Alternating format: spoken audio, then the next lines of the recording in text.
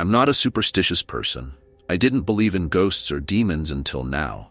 Yeah, stuff happens that can't be explained. But I just want you all to know that it took more than a couple of flying spoons or a door opening on its own to scare me out of my job. Since the department didn't find any reason to keep this police report confidential, I will now detail you everything I can on what happened on the scariest night of my life. We had just received word from dispatch to check out a noise complaint in a small neighborhood whose name I will not disclose for their privacy. It was me and my partner. Let's call him Paul, and I'll go by Mike. We arrived sometime after midnight. The street is dead. Everyone is sound asleep at this point. We park our patrol car in front of the aforementioned house and exit the vehicle. We knock on the door and let our presence known. Police, is anyone home? A little girl, 8 to 10 in appearance, opens the door and peeks through the gap. Hey. I crouch to make myself less intimidating. Is your parent or guardian home? She shakes her head. My first thought was that she probably had the TV a little too high and woke up the neighbors. But before I could tell her to stay inside and lock the doors, then part, I heard the sound of crashing silverware coming from what I presumed would be the kitchen. The entire house was nearly pitch black. The girl answering the door and shaking her head let me know she was alone, which makes whoever made that noise an intruder, as far as it concerns me.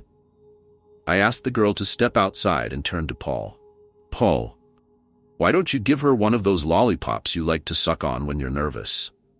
Paul gave me a cold stare as the girl giggled. They went to go wait by the car as I slowly pushed the door all the way open. Police, if there is anyone in this house, please let yourself be known. Without a warrant, I had no right to enter the building. I tried my best to spot whoever made the noise, but it is too dark to see. Just any sign of a threat, and I would be justified to search the house. But nothing. I left the door open and headed back towards Paul and the girl. Hey again, I don't think we introduced ourselves. I'm Officer Mike. This is my partner Paul. If I may ask, what is your name? Maribel.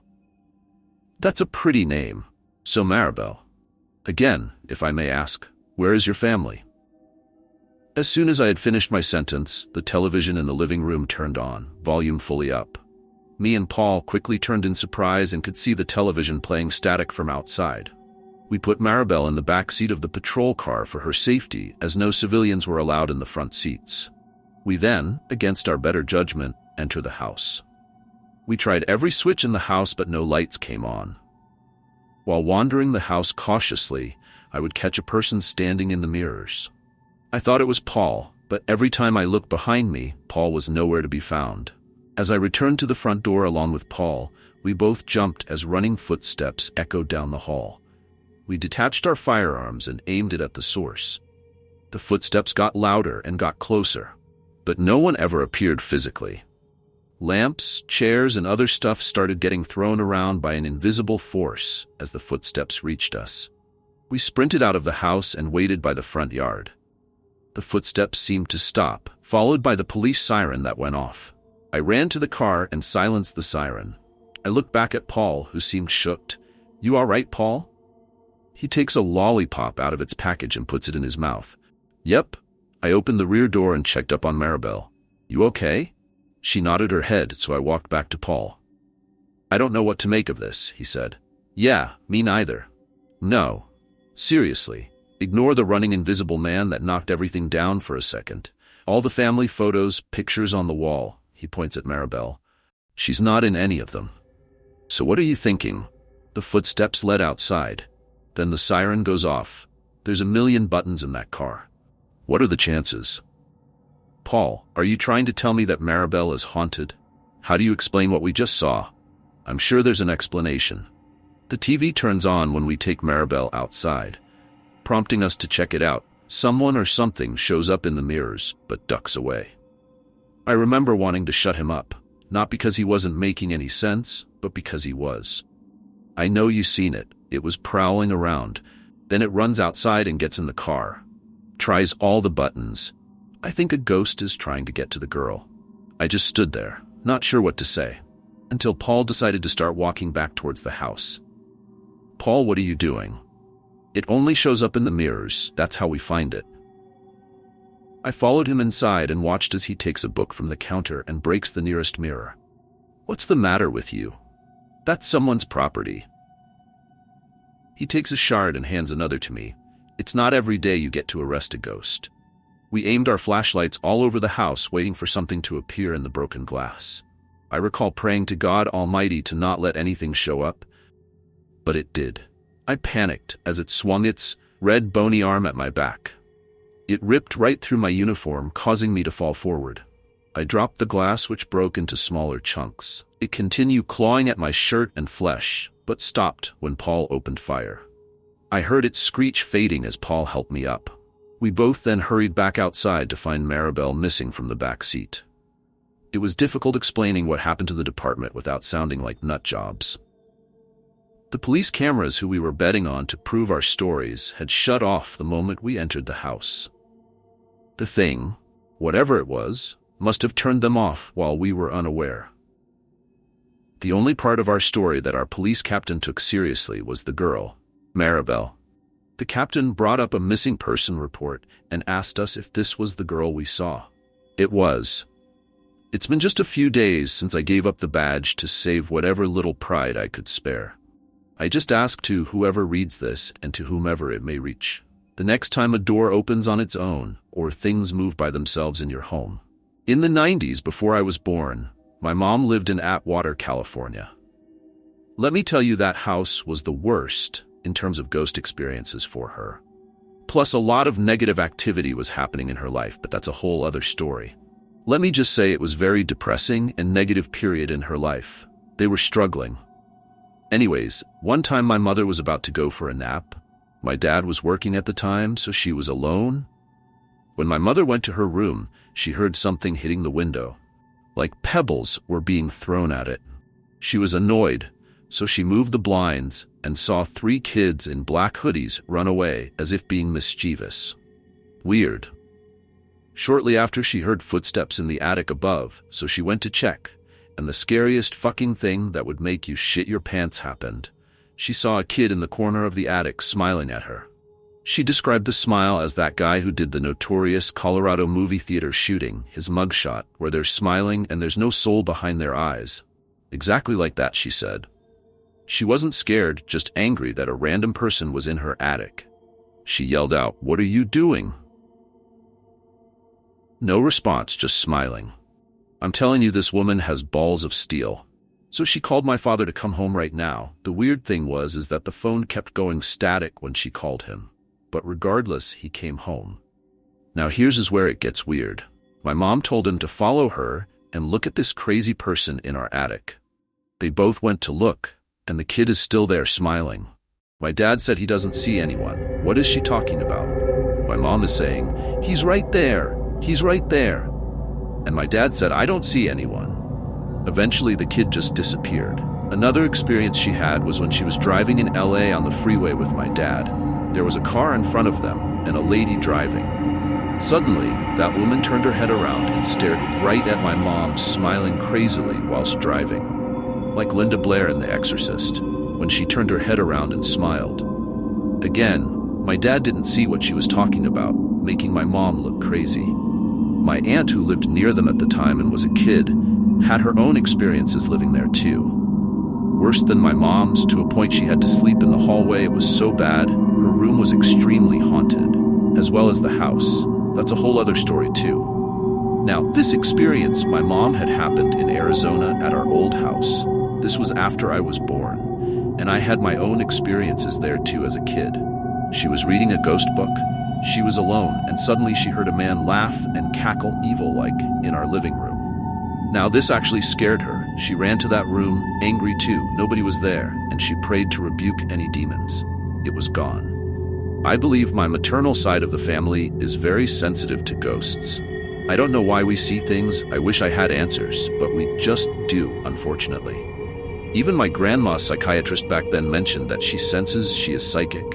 I'm not sure what kind of psychic, but she just is. My grandma must have told her experiences that she won't tell us. She doesn't like talking about them. But she did say in Atwater one time, she saw an extremely tall woman walking in the hallway at night. Even today, sometimes I feel like I see things too, but nothing bad. just shadows in the corner of my eye, and it rarely happens. As a Christian, I just pray for any demons to be rebuked. It works. I believe we live in a very spiritual world. Things around us that we can't see. But sometimes they slip through, and sometimes I believe they're straight up demons wanting to mess with you. If any of you have experiences similar to this, I would love to know. I've always been fascinated with the paranormal. In the past year or so, I've seen 3 figures while working in a group home. With each figure I've seen, my brain instantly assumed that it was a specific person, before quickly realizing it couldn't have been that person, or that anyone was even there. I'm not the first person to have seen something at this group home. Coworkers past and present have mentioned witnessing unexplained phenomena, with most of the reports being of shadow figures. As in, they straight up saw a shadow that moved like a person. However, when I saw the figures, they weren't shadows. Basically, I'd seen something and my brain would tell me, so-and-so just went into the kitchen, or so-and-so just walked past me, only for me to realize that nobody had been there. People have also reported hearing strange voices over monitors during third shift, TVs or lights turning on by themselves, or hearing doors slam with no one around to do so. Multiple people witnessed a curtain unfurl itself. One night, 2 staff were working third shift together. They were both sitting at the table together when suddenly one of their phones started ringing with a messenger call. She goes to answer it and sees that it was from the other staff that she was sitting there talking to, but the other staff had their phone plugged in and charging in the kitchen. The other staff goes to check on their phone, and lo and behold, it was calling the girl on Facebook. So there have been a lot of creepy instances at work, and I find most of my coworkers credible, although I'm sure some have embellished their paranormal stories. My first experience happened probably around a year ago. I was sitting at the computer desk in the living room, facing the kitchen doorway. I was the only staff in the living room at the time, so I had to watch over the residents while the other 2 staff were assisting some of the residents to bed. Suddenly, I saw someone walk into the kitchen, and though I didn't get a close look at them, my mind instantly assumed it had been one of the residents. I'll call him Adam. We only have 3 residents in the home that walk unassisted, and the gait and stature matched Adam. After about 5 seconds, I remembered that Adam wasn't even home. Confused and wondering if maybe Adam had come home early from the movies with another staff, I went into the kitchen only to see nobody in there. The kitchen isn't very big, with nowhere for someone to hide behind, and there is no other exit. So if I had truly seen someone walk in there, they would have still been in there. I thought it was super weird, but just brushed it off, thinking my mind was just playing tricks on me. Adam came home later on and got a kick out of it when I told him I had seen him walking into the kitchen while he was out watching a horror movie. The next experience I had happened earlier this year. Once again, I was watching over the living room as other staff were assisting other residents to bed. One of the staff came out into the living room, and we talked a little bit before they took some soiled clothes to the laundry room. They came out shortly after and went into the kitchen, so I was going to go back down the hall to finish what I had to do. That's when I thought the other staff, a bigger girl I'll call Beth, way taller than me and heavyset, had walked past me carrying stuff to take to the laundry room. Again, I didn't get a good look at Beth, but I could have sworn she had just walked past me. But when I walked down the hall, I almost ran into Beth as she was coming out of another resident's room. Within mere seconds, I told her what had just happened, and we were both confused as she had obviously been assisting one of the residents to get ready for bed. I went right back down to the laundry room, and there was nobody in there. That kind of shook me up because I couldn't really find a reasonable explanation for that, and it reminded me of when I had seen Adam. This last experience literally happened the other day. I was assisting one of the residents with his BiPAP machine and getting him ready for bed when I turned and saw one of the staff, I'll call her Kathy, walking past his open doorway. I remember seeing her pink sweatshirt, one she wears frequently, and assuming she was going down to check on one of the residents at that end of the hallway. When I was done, about 10 seconds later, I went to go check to see if Kathy needed help. but she wasn't anywhere to be found. I called her name, and she didn't respond. When I went back out to the living room, Kathy was sitting at the table, so I asked her if she had gone down the hall. She said no, and I realized that she was wearing a different sweatshirt than the one I had just seen. Still pink, but it was a darker pink. She said I probably saw Sam walk by, but I told her that I was in Sam's room helping him to bed at the time, and that I had seen her walk by with her lighter pink sweatshirt. The other staff vouched for the fact that Kathy had been in the living room that whole time. This instance was the most unsettling for me because this time I had noticed a specific detail: Kathy's sweatshirt. I've only ever experienced this at work and have never really had any other unexplained experiences. A handful of past residents have passed in the home, although none of the figures I'd seen resembled any of the residents I had known or any that I had been made aware of. I've tried to rationalize this, but I haven't been able to come up with any explanations that satisfy me. I get plenty of sleep most nights, so it's not like I'd be having sleep deprivation-induced hallucinations. I highly doubt it's carbon monoxide related. I don't believe there are any potential sources of carbon monoxide in the home, and detectors would be mandatory anyway, I'm sure. I was a bit stressed on the night that I saw Kathy, but don't recall being particularly stressed during either of the other incidents. Toxic mold? I've read that toxic mold can potentially cause hallucinations, but haven't really noted any other signs or symptoms of that in myself or any of the residents/staff working in the home. I've always been intrigued by unexplained paranormal stories, but I've also been kind of a skeptic too. I've been trying to rack my brain for a logical explanation for these sightings, but can't really come to a conclusion.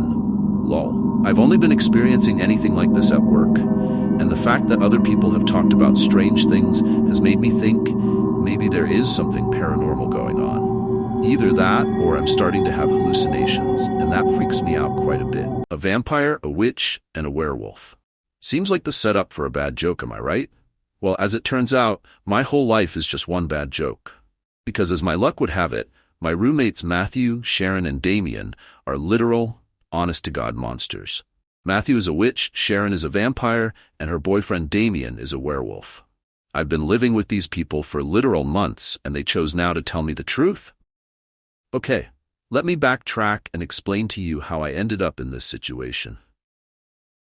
A couple months back, I hit a rough patch in my life. It was the off-season at work, so my hours had been cut. I work at a themed cafe, and then my girlfriend cheated on me and kicked me out of the house, essentially leaving me homeless. I was depressed and desperately in need of a new place to live, so I did the stupid thing and browsed roommate wanted ads on Craigslist. Theirs was the first one I clicked on. Bada bing, bada boom. Next thing you know, the four of us were meeting up at a local restaurant to discuss my possible tenancy. They had their reservations about me at first, as did I them. I mean, I answered their Craigslist ad for crying out loud. That's got to be suspicious to someone, considering the site's historic link to some of the most gruesome true crime cases in this century. Then again, they did put the ad on the site to begin with, so, hence the meeting. Well, my first red flag should have been that we met up at night. I guess, since it wasn't too late in the evening when we met, around 7 p.m., and was in a fairly public place, I thought nothing of it. After meeting up and getting the pleasantries out of the way, we started introducing ourselves. I told them my tale, mostly trying to earn pity points so they'd let me crash with them, which I think worked pretty well, considering I ended up moving in. Matthew went next. He was an above-average-looking guy, with blonde hair, blue eyes, average height.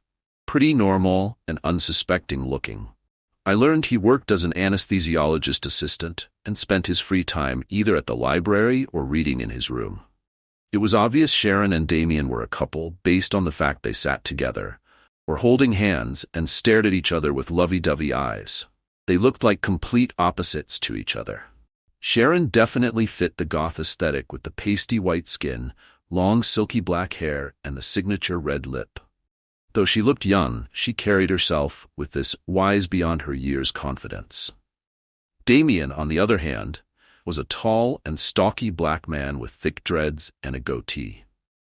Despite his intimidating physical appearance, he wore a green and white flannel button-up with gray khakis, was very nice, and actually seemed quite timid, giving off mega nerd vibes. Sharon was definitely the dominant one in the relationship. Turns out Sharon worked nights at a gas station not too far from the apartment, and Damien worked from home doing IT work. See? Told you, nerd. Or maybe the correct technical term is geek? I dunno. All in all, everyone seemed to be pretty chill. But I should have known something was off with the three of them as soon as we placed our orders. Working in food service, I've learned you can tell a lot about a person by the food they eat. Sharon only ordered a coffee. At 7 p.m. Clearly she had some kind of eating disorder or special diet. Little did I know how right I was about that. Matthew skipped right past the appetizers and entrees, immediately ordering a chocolate cake-type dessert. Weird, but not totally eccentric. Damien's order was normal enough, a porterhouse steak, bloody rare.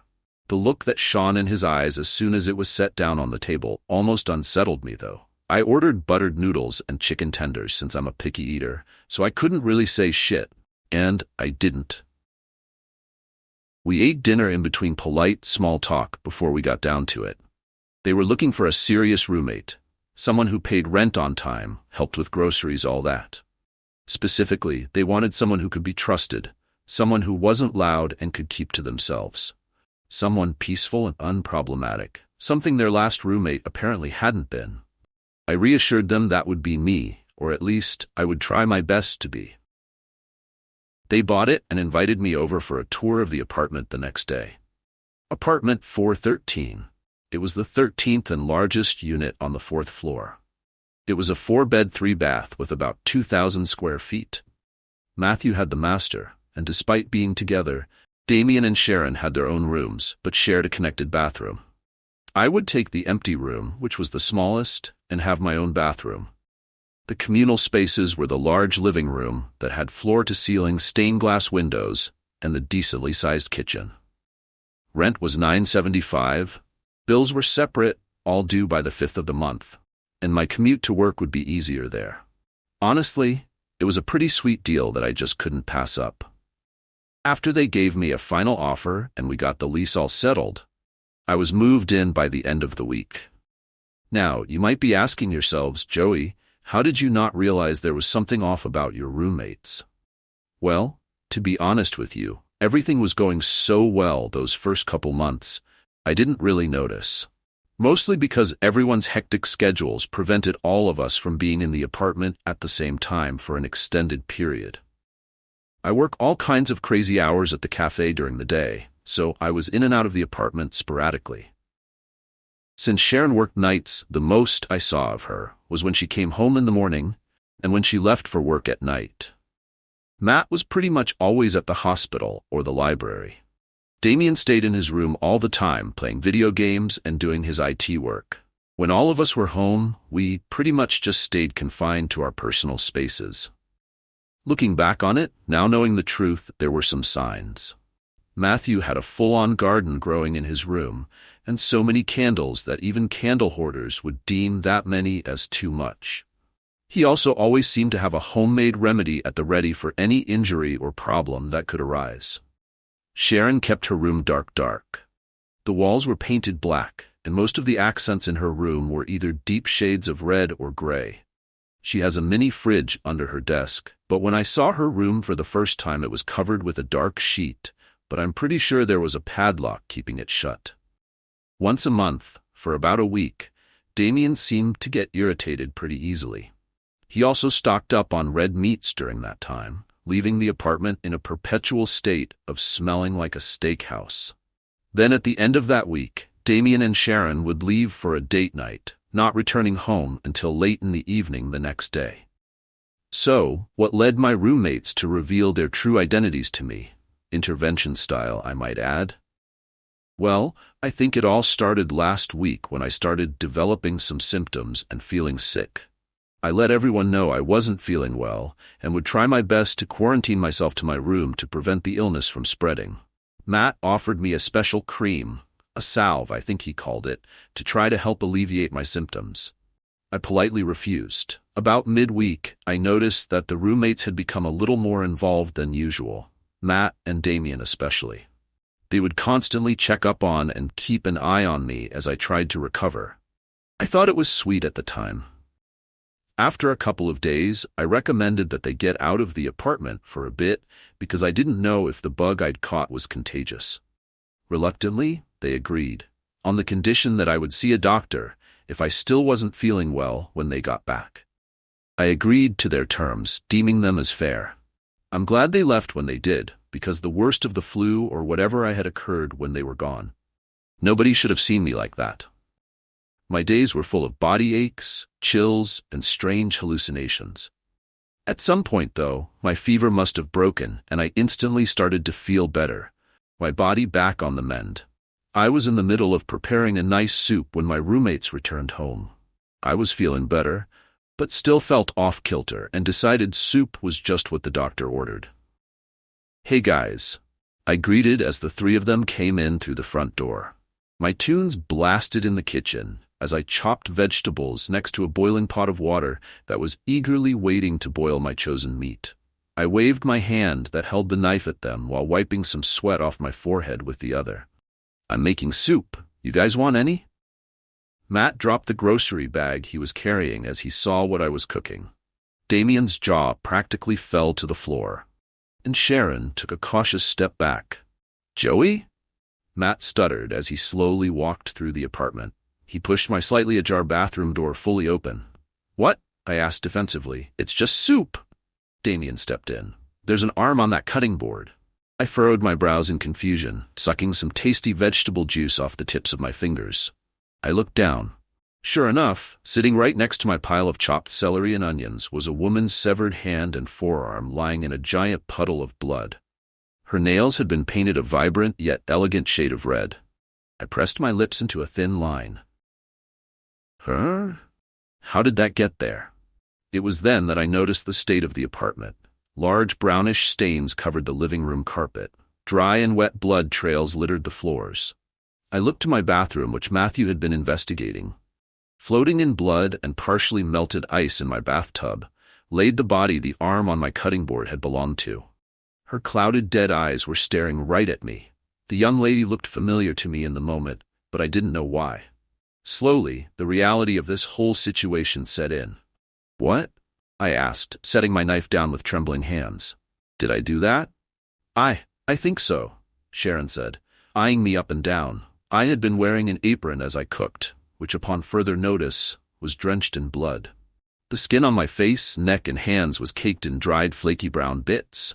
Turns out the vegetable juice on my fingers had actually been fresh blood. Suddenly Sharon hissed at me, her front canine teeth extending into full-on fangs. Damien joined her, a low growl emanating from deep in his throat. Matthew joined in, glaring at me, frantically muttering something under his breath. Together the three of them started to close in on me, cornering me in the kitchen. "Gee guys," I choked out as fresh fear flooded my veins. What on earth was going on? Matt started chanting faster and faster, my mind getting foggier as he did so. Static filled my ears as my inky black splotches started to envelop my vision. Then everything went dark. I woke up tied tightly to a chair facing my roommates sitting across from me on the couch. The way the three of them sat there made it feel like I was on trial, sitting in front of a jury, which, essentially, I was. Matthew was the first one to say something. He introduced himself. "I'm Matthew Lawson, witch." I looked at him, dazed. Matt then prompted Damien to go next. "Damien Fisher, werewolf." Sharon went next. "I'm Sharon Ramirez, and I'm a vampire." I stared at them, mouth agape. "You guys can't be serious," I laughed. Then I remembered what happened in the kitchen, and my expression changed. "Oh, we're serious," Damien said, crossing his arms into his chest and sitting back. "Dead serious," Sharon added. Matthew leaned forward, resting his fist on his chin, taking a good look at me. I flinched when he stood up, slamming my eyelids shut, thinking that would protect me from another one of his witchy attacks. Then, he did something unexpected. He untied me. I rubbed my raw wrists gingerly as he sat back down. Then he gestured to a steaming cup of tea sitting on the coffee table between us. He motioned for me to take it. Cautiously I did, stealing the tiniest sip of the liquid I could get away with.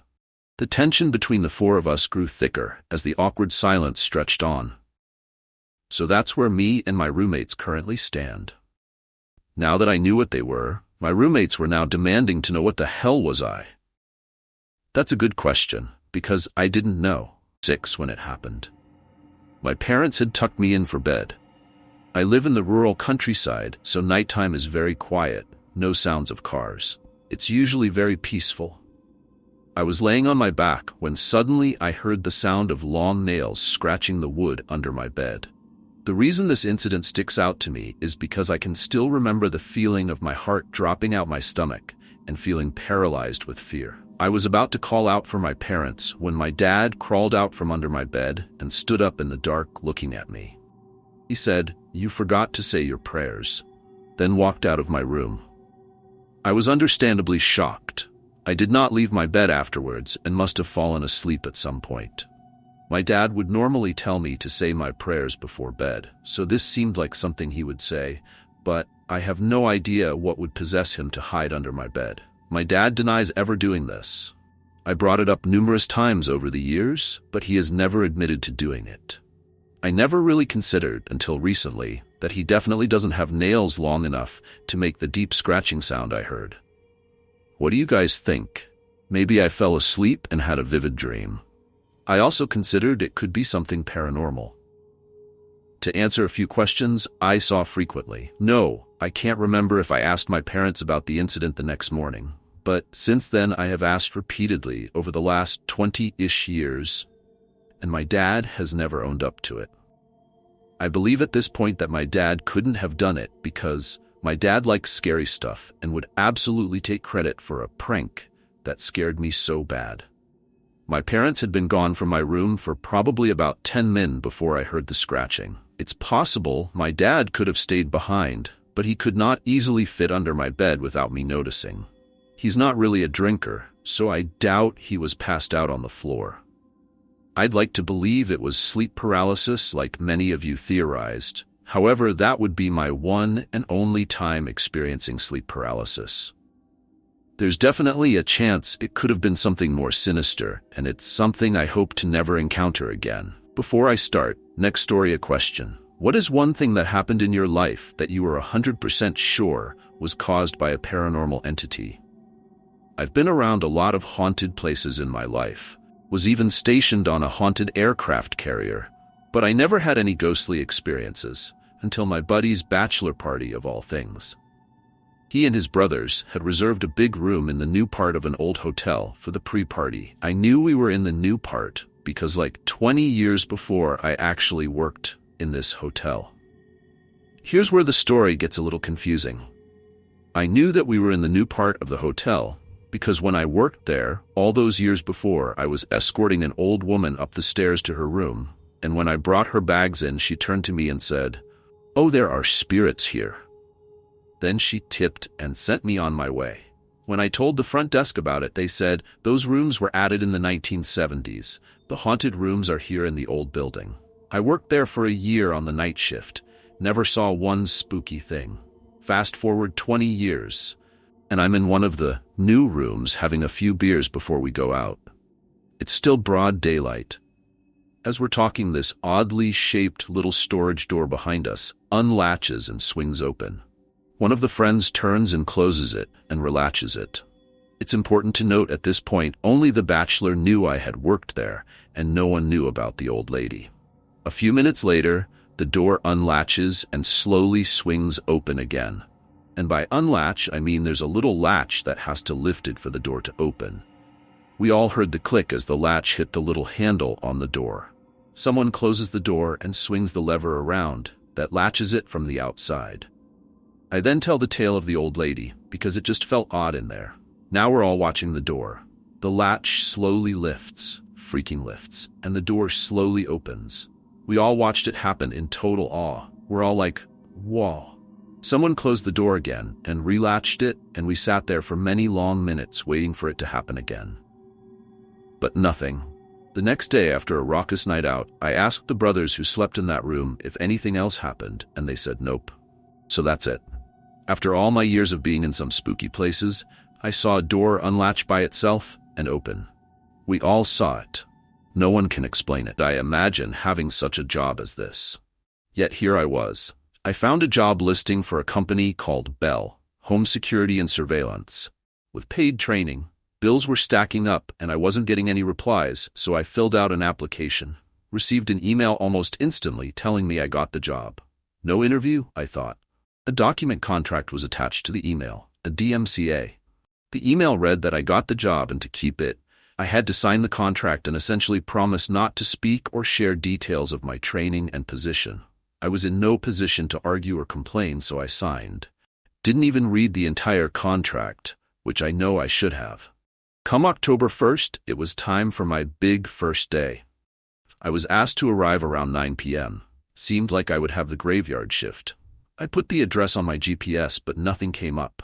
I searched it up, and nothing. As I was about to email the company, my GPS automatically refreshed and started giving directions. I was puzzled but paid it no mind. Didn't want to be late on my first day. I started the engine and drove off. The office building lied far from the city in the outskirts. Deep, and I mean deep, into the vast woods. A road veered off from the highway which I had to take to get there. I drove across this bridge over a small river and finally arrived at my destination. The building had a weird shape to it, unlike anything I'd seen. Instead of your usual boxy structure, the building was tilted as if about to fall over. No windows or doors were visible. Just white walls without a single speck of dirt or dust. I left my car at the parking lot before the building and got out. I approached the wall, which suddenly slid open. A man in a black tuxedo greeted me. "Mr. James Morgan, welcome to Bell. We're happy to have you." "I'm happy to be here." I shook his hand and followed him inside. We walked down various empty halls with no rooms in sight.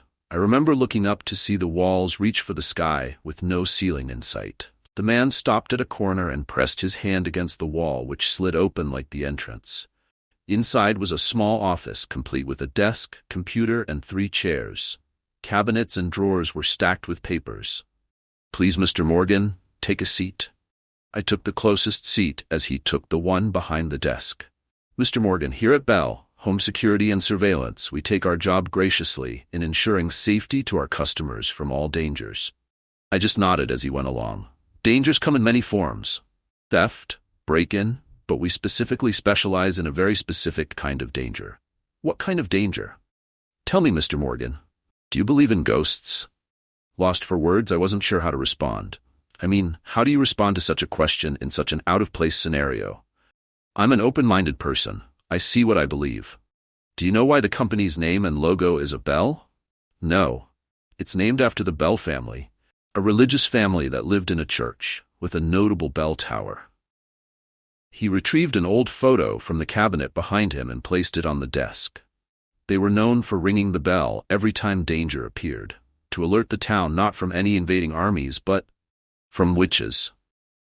Taken aback from his words, I glanced down at the photo to find an old family from the 1800s holding pitchforks and torches. That's where it began, and we have continued their legacy ever since. "Wait, you're a home security company that warns people about ghosts?" "We wait for a sign of paranormal activity, thoroughly investigate it from here using the cameras and sensors. If needed, we also use our hidden drones to properly scout the place." He returned the photo to the cabinet and continued. "If a creature or otherworldly entity poses a threat, we immediately send a list of instructions to our client that share just enough details to know what type of entity is in their house and what to do." He leaned back on his chair and held his hands together. "As our friends back here guide the client to safety, a team is dispatched to that location to deal with the entity. They then have 3 options: capture the entity, neutralize it, or eliminate it." "So you're ghost hunters?" "We're no different than any other home security organization. We just take it a little further." Unreal, I thought. A dream. If not, then what? "Okay, so what am I going to do exactly?" "You'll be part of the team that deals with the entities directly. That's where the paid training comes into play." He stands up and waves me towards the door. "After you."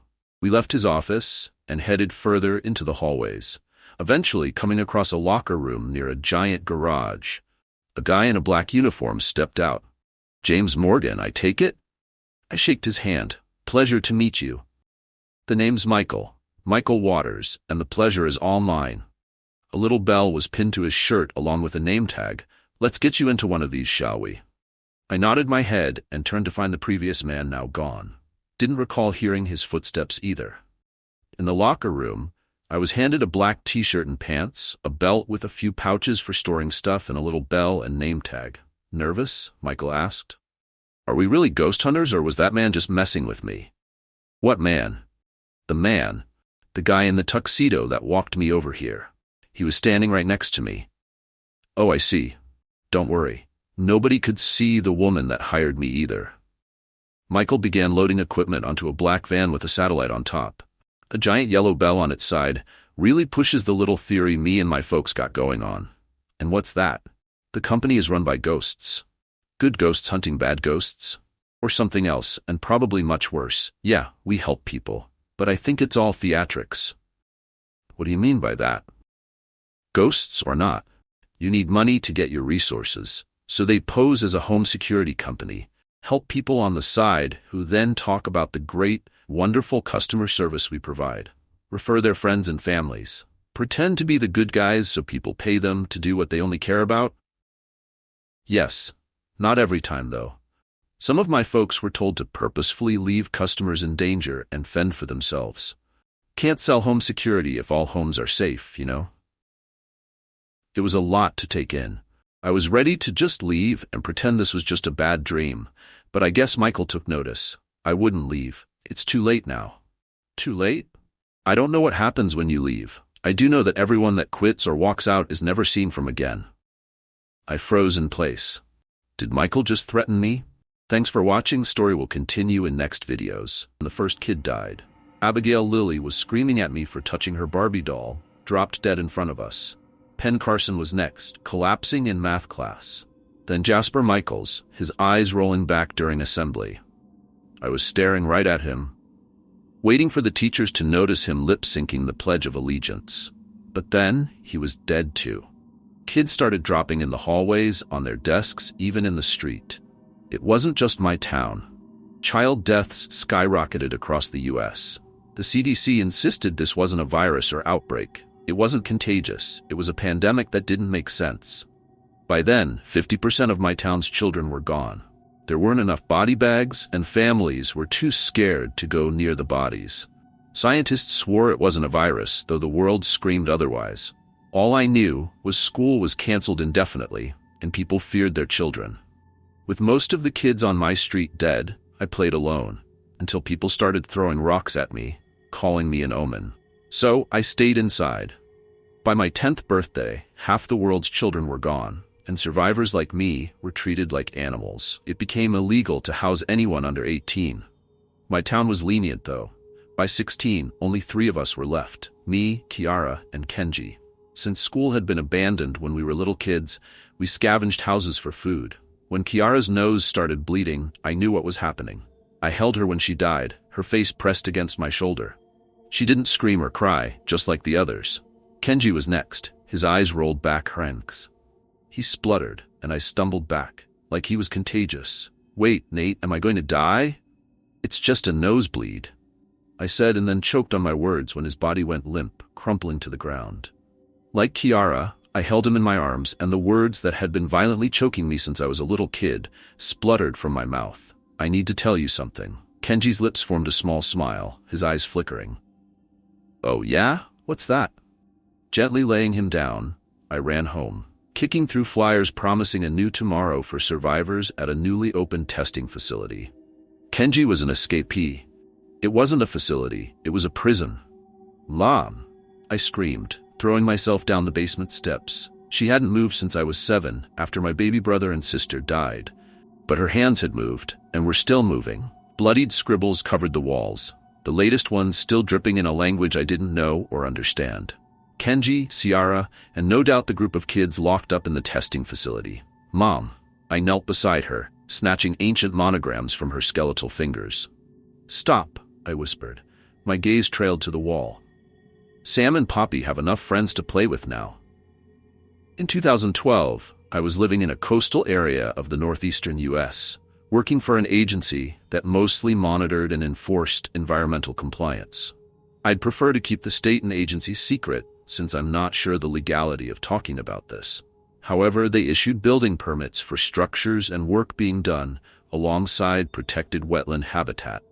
Usually these were things like piers, docks, bulkheads, etc. What my job entailed was visiting these properties with a copy of the blueprint included with the permit application, then taking measurements, and sometimes photos, and comparing them to the blueprint to ensure that the applicant did only the work they said they were going to do, and nothing more. On this particular day, I had a few sites to visit, and one of them was to check on a dock that was supposedly built in a backyard extending through a salt marsh and into the bay. This all took place in houses that would nauseate me to find out how much they were worth. If you're picturing a neighborhood, very large houses with immaculate landscaping and waterfront views, you have the right idea. What set this house apart from all the others was how utterly wrong this place looked for where it was located. It had rotted wooden siding, a roof that was falling apart, and a lawn that looked like it hadn't been mowed all summer. In fact, the only thing that didn't look ancient and unkempt was the white picket fence, which was pristine as though it had been painted earlier that week. I double-checked the address and the blueprint, finding that while I had the right address, the house looked nothing like how it did in the blueprint, appearing to be a different shape. I approached the front door, only to find the storm door wide open and the screen door closed, but torn in several places. Now, while my job did not require me to make site visits while the owner was there, or even inform them that I was arriving, I still always tried the front door first, so that the owners didn't think I was just some stranger skulking around their yard. I knocked and rang the doorbell a few times, confused by the fact that nobody was answering, since someone surely had to be home if the door was hanging open. After waiting a bit, I decided that the people living there might have been in their backyard, and that I would let them know I was there when I went around back. The only problem was that there was no way to go around back. The immaculate white fence, which was probably a good 6 tall at the shortest, did not appear to have any gate connecting seamlessly to the fences belonging to the 2 neighbors. While this struck me as odd, it was nothing I hadn't run into before. Some people didn't have gates and would begrudgingly let me in through their front door to access their yard. But still not expecting anyone to answer, after fruitlessly trying to get a good view, I resigned myself to trying to pull myself up and peer over the top of the fence. What I found there was a blank, perfectly square yard, completely level, with grass so green and low trim that it looked like it belonged on a golf course. It didn't seem to make sense being that well manicured, since I already proved there was no way for someone to get a lawnmower around back. And if the owners were willing to put that much effort into the back lawn and the fence, why was everything else so unkempt? Weirder still, the lawn was otherwise featureless. No furniture, no trees or flower beds. Just a solid blank square of grass without even a sunspot or wild clover to be seen. Looking for the dock, though, I found that the fence even stretched across the back of the property, again with no gate. Now this made even less sense to me. Why would anyone build a dock they couldn't access? Why would anyone meet the markup for waterfront property only to block off their view of and access to the water? Utterly confused, I was getting ready to just call this one a failed assignment and head back to my office.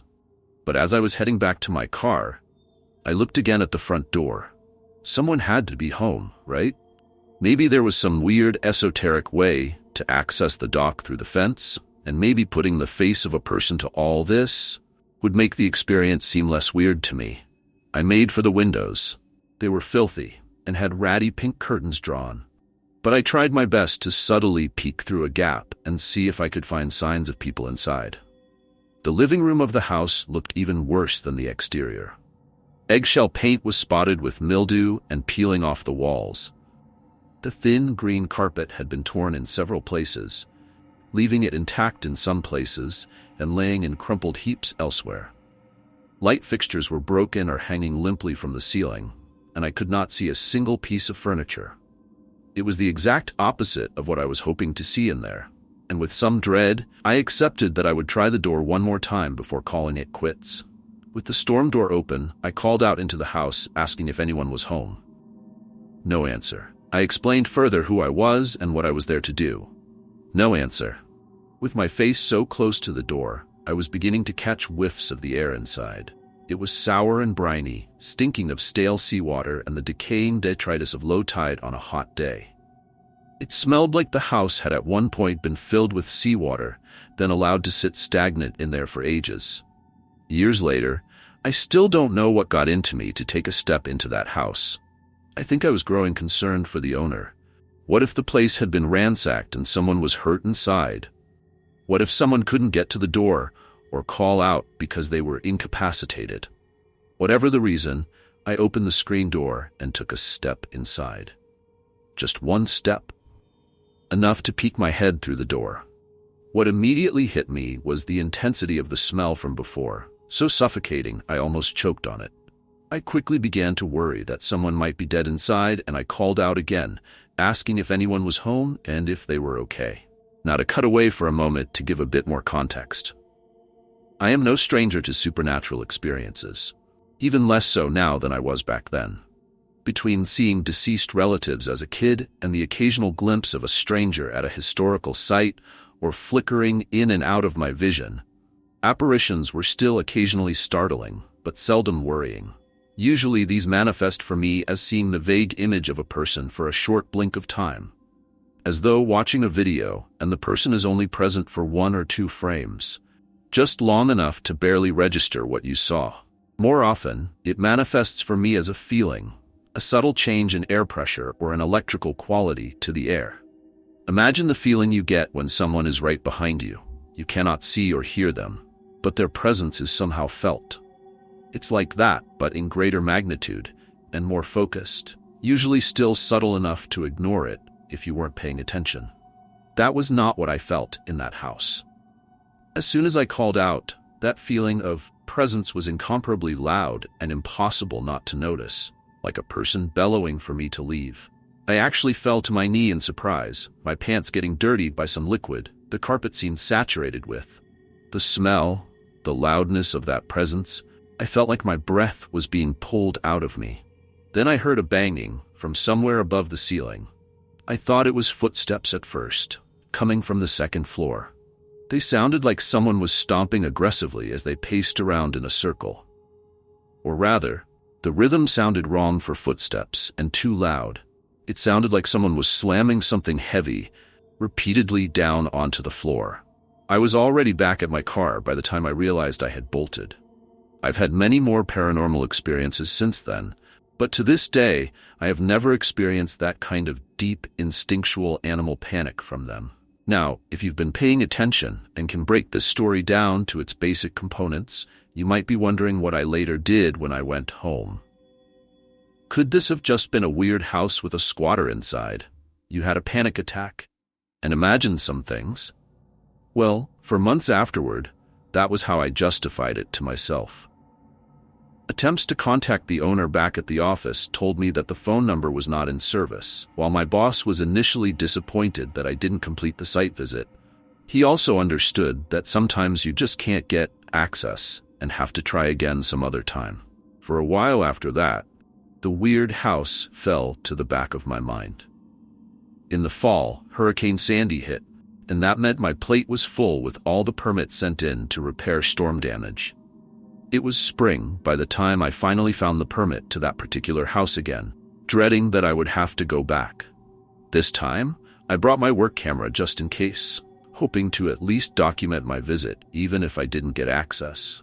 But the thing is, when I drove back to the address for the second time, the house was not there. To be clear, I don't mean it had been replaced with a new house, nor do I mean the house had been demolished, leaving an unoccupied lot at the corner of those 2 streets where it once stood. I mean it was as though the house had never been there. The 2 adjacent houses now seemingly much closer to each other, each occupying perpendicular sides of the corner. As with the first time, I compared what I saw to the blueprints, and indeed the 2 houses were the addresses of the houses on either side of my assignment. But the house I went there to see just wasn't there, and appeared as though it never had been. Only that blueprint confirmed to me that there had been a house there. I took pictures of the unoccupied corner, returned to my boss with a shrug and the evidence of the house's non-existence, and the matter was eventually dropped while I moved on to other assignments. I want to know, has anyone else had similar experiences with vanishing buildings, or ones that just didn't seem real? Has given its name to a generation of families.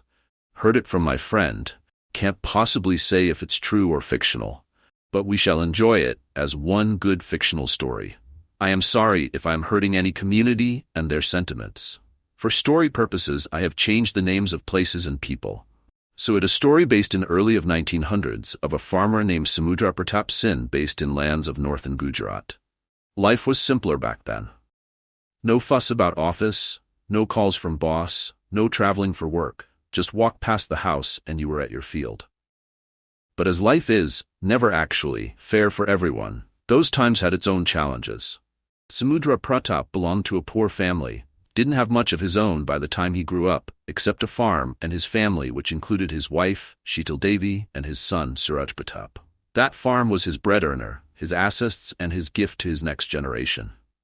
One day Suraj got ill. He apparently had suffered from pneumonia, and treatment back then was a fortune. Samudra Pratap did everything he could. He spent all his savings and even had to sell his farm for the treatment of his kid. But so as we mentioned, that life has never been fair, fate was already written for Suraj. The couple didn't only lose their kid, they practically lost their lives with his demise. They lost their place as a harbor. They lost their farm. They were left with nothing but some little money. Months passed, but the loss never felt any less. They finally decided to start all over again. They moved to border of Gujarat, Rajasthan, where Samudra Pratap decided to give it a try and start a new life. He started his search for a land. He would go to places, but either they were too out of his budget, or the land couldn't yield any crop. He would return home to his wife, which they rented, and do it in repeat mode. One day he came across a huge farm, 30 to 35 acres of land, and lush green crops, and ample space to grow a handful of crops, and to his surprise, the owner wanted to sell it hard and fast. Samudra Pratap tried to bargain, and the owner was happy to sell this huge farm at 1/3 the price. Samudra Pratap was smelling something fishy. He tried asking the reason to the owner for selling the beautiful farm in such cheap rates. Owner said no specific reason, said he was getting old, and has no one by his side to take care of the farm. He didn't need the money for luxury, but wanted enough to spend his rest of the life peacefully. Samudra Pratap was not fully convinced. He was hesitant and wanted to consult with his wife before going forward, but owner warned him that it was a one-time offer and would happily give away to the next person who comes asking for it. Samudra Pratap was in dilemma now. He wanted the farm anyway. He couldn't get anything better than this at this rate. He saw that it was a great deal and finalized it. Out of curiosity, Samudra Pratap asked the owner about his family, to which the owner irritatingly asked to mind his own business. Samudra Pratap, with mixed emotions, went to convey the news to his wife. Upon delivering the news, they immediately packed and went to the farm and started new beginnings. Upon arrival, they saw a huge vast land which was green on the borders, but the center part was all barren. Samudra Pratap was shocked. He saw all the lush greenery, but never bothered to look closely. Land was barren and needed much work before he could farm anything. That's why the owner sold the land at such cheap rate, recalled Samudra Pratap. But what's done was done. Samudra Pratap and Sheetal Devi decided to work on it and start farming again. Next morning, they did the puja of Ganesh, Lord of Prosperity, before starting to put foot on the land. Before till evening, they worked hard on land and cleaned it, watered it, did all their deeds to make up for it to be ready to farm again. After a long day's work, both retired and went to sleep in no time. Post-midnight, Sheetal Devi got up from sleep from noise of some cluttering of vessels. She got up and saw Samudra Pratap sleeping. She got up and placed all the clustered things back to its place and drank water and went back to sleep. It was pitch dark, and only light she could see with was moonlight. As soon as she got back to sleep, she heard a loud cry, a cry of a baby. She immediately got up to see who it was, but couldn't see anyone. Next morning, Sheetal Devi inquired about the same with Samudra Pratap, to which he denied of hearing any cries. He assured Sheetal Devi that it might be because of the new place and excessive work she did the day before. Same night, Sheetal Devi again got up from her sleep and heard a cry of a baby, but couldn't see anyone. She didn't bother to wake up her husband after a long day's work and ignored it, saying it might be someone playing prank. But it started happening more often during nights and almost every day. Sheetal Devi was confused and one morning decided to talk to her husband about the same. But Samudra Pratap went out of town the same day and couldn't get a chance to hear his wife's concern. Sheetal Devi was alone at that night. She wanted to hear or see someone was playing prank on the new residents. She burnt a lantern and sat by the door and decided to stay awake all night. She waited and waited and waited, but didn't hear any cries. She eventually fell asleep when suddenly she woke up to the sound of a cry, loudest ever she heard. She couldn't believe herself what she was hearing. She called out anyone out there to show themselves. She took the lantern and went ahead in the farm towards the sound of the cry. As soon as she went towards it, the cry used to grow louder and louder. As approaching it, she heard footsteps of someone coming at her. She heard the thumping, which got louder.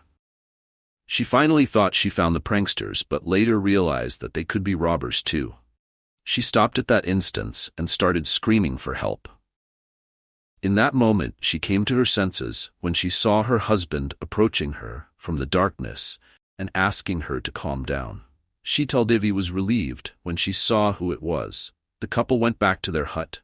Samudra Pratap offered water to Sheetal Devi and asked her the reason of her roaming around at such hour in the farm. Sheetal Devi explained everything that she was experiencing since last week. Sheetal Devi asked that how did Samudra Pratap knew which part of farm she was in.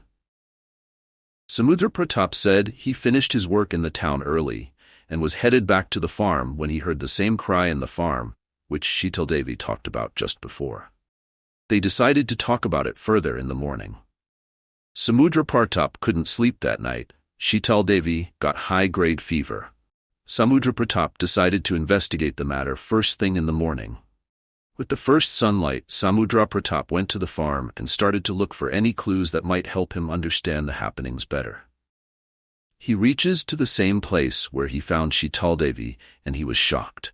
He saw a carcass of dead cat decapitated and blood circled around the stapan of their god. He felt and later puked from the visuals and smell. He went inside to call Sheetal Devi and brought her to the farm, and within minutes it vanished. There was no carcass or blood. Samudra Pratap sensed this isn't doing of some normal beings. He decided that he would face his fate that night only. That night, Sheetal Devi still had fever and couldn't move. She saw Samudra Pratap take his lantern and stick with him and going towards the farm. She asked about his plan. Samudra Pratap said he wanted to find what's causing this problem and finish it once and for all. Sheetal Devi was scared. She insisted Samudra Pratap to not go. She said they already have lost everything in life, their house, their son, and she can't live alone.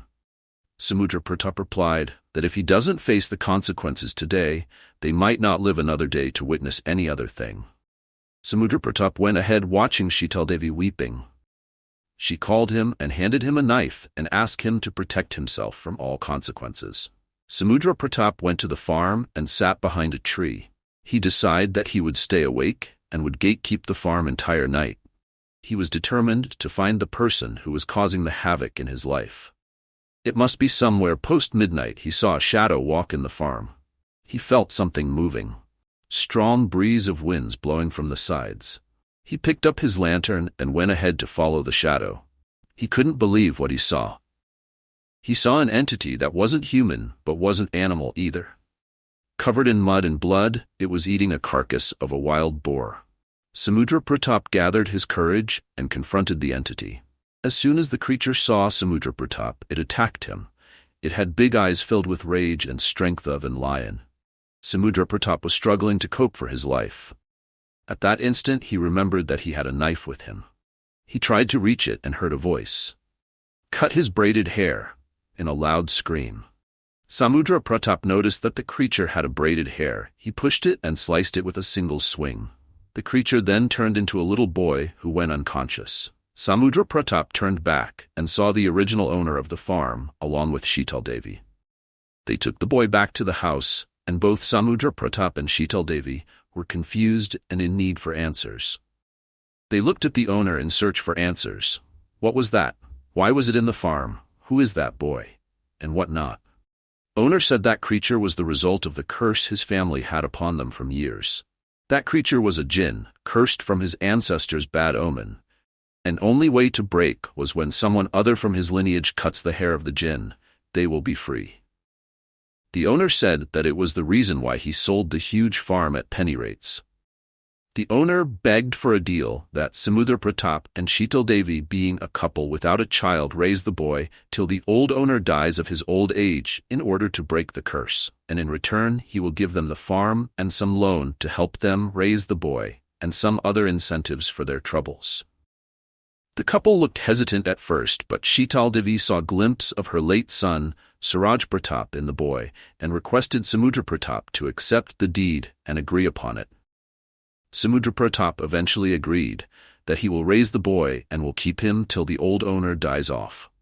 He was warned by the owner that the boy will act like all other kids of his age and will cause no trouble to the family up until he finds his braided hair. Those hair were his life. He won't die of diseases or accidents, but the moment he finds his hair, he will truly come back to his senses and will know who he truly is. Samudra Pratap was struck in confusion, but then looking upon the consequences, he agreed upon it. Sheetal Devi decided to name the kid after their late son's name, as Suraj. Years passed by and Samudra Pratap prospered in life. He got his family back, his farms flourished, and was living a happy life. He often thanks his son, knowing how he changed his life. One day he gets a postcard saying that the old owner had died due to cardiac arrest. But now, looking at his condition, he refrained himself from disclosing anything to Suraj.